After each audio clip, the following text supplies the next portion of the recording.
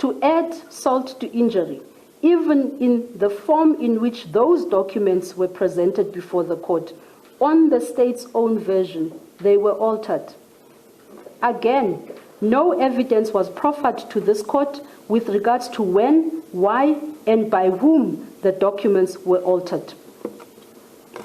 Lastly, and perhaps more importantly, the state did not prove any common purpose between the accused. Excuse me. On count 2, the state regrettably failed to pass even the barest of threshold prima facie proof. An application for discharge cannot be refused in the hope that the accused persons will incriminate themselves when they give evidence, thereby closing material defects in the state's case. Excuse me. On count 3, the state had to prove that accused 4, 5, 7, and 8 unlawfully colluded and conspired with one another and with a common purpose to launder the proceeds of unlawful activities, while they knew or reasonably ought to have known that the funds from the department paid to Nulane investments were proceeds of unlawful activities. Having had regard to the evidence led, this count and the decision I reach is probably the single most count that will invoke a sense of loss, if not dejection, to the citizenry of this country. It is an inescapable fact that almost 25 million rand of taxpayers' money left the fiscus.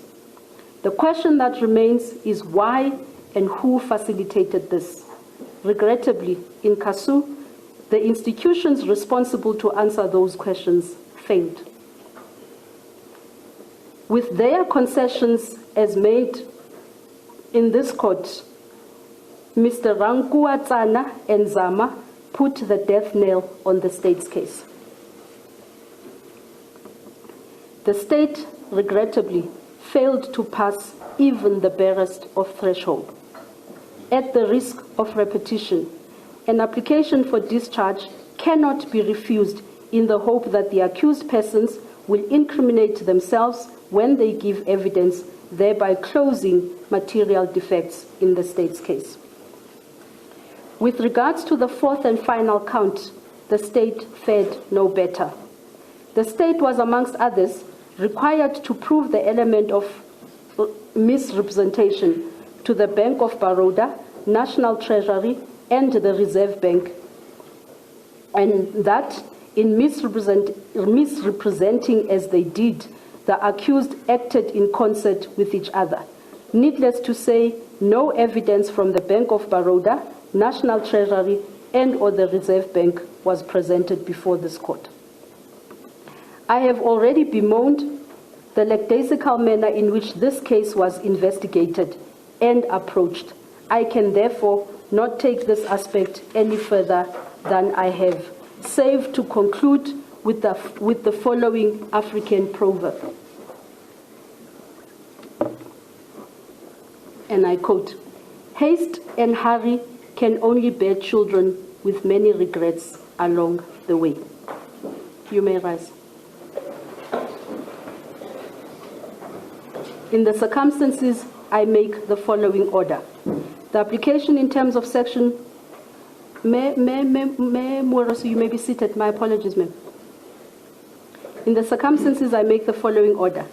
The application in terms of section 174 of the Criminal Procedure Act for the discharge of accused number 1, 3, up to 8 is granted as follows.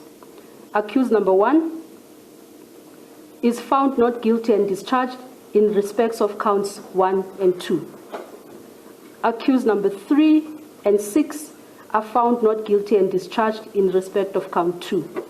Accused 4, 5, 7, and 8 are found not guilty and discharged in respects of counts 2, 3, and 4. Mr. Cezula is not indemnified. Thank you. Madam, I may be excused. The case for accused number 2 is closed. Mr. Simenya, case for accused number 2 is closed.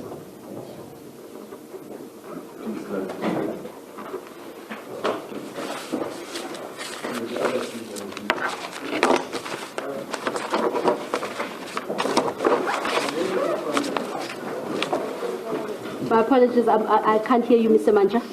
Yes, with the copy of judgment about it, or Do you want a copy of the judgment? if there was one copy about it, but Okay, I'll have my clerk send it.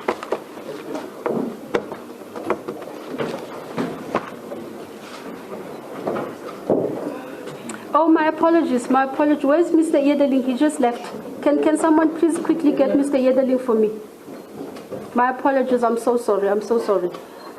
Gentlemen, I wanted to thank you all for the professionalism that you displayed during this trial, your patience with me at times, and your patience Right. with